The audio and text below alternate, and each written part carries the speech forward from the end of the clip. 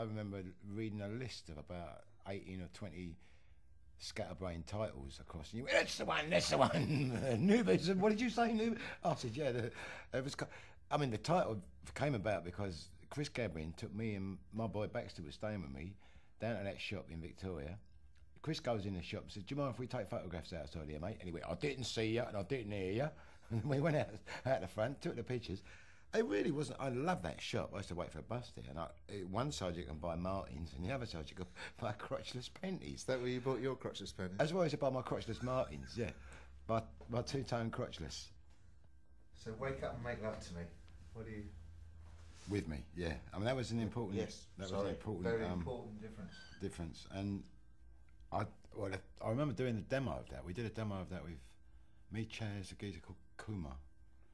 Harada bass player, and Pete Van Hook, who's a mate of Chaz's drumming, at Livingstone Studios in Barnet. And I got it home, and it was done and it was me with an American accent, with the words were all really like, I cup your, whatever, it's for Orioles. What was it I put here?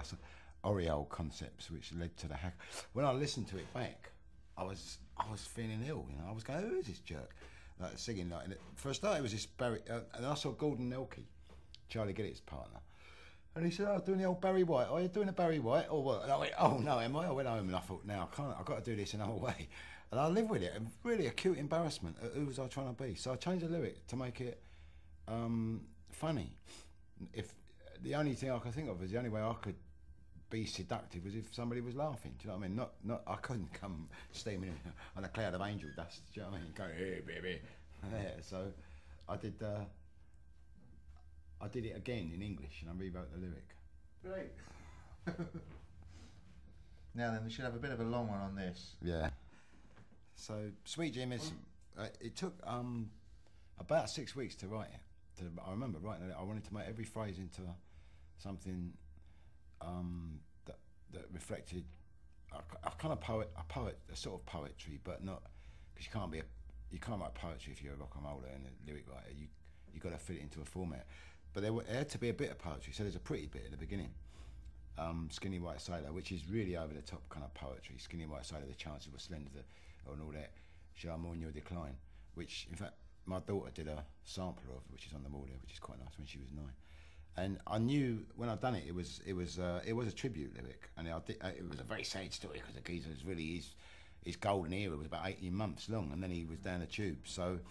And it was about that question mark, how comes nobody can last, and how comes, in those days especially, people just used like mincemeat. And so I wrote it, I must have written yards of it, and Chaz come in and he went, oh, well, that's a good 15 minutes worth there, that's some of that's got to go. And I went, oh no, really? The old scissors come out. But in fact, when the scissors come out on a song, it always improves it. I mean, there's always something that ain't as good as another bit or whatever. So I whittled it down. I took 3 weeks work of it.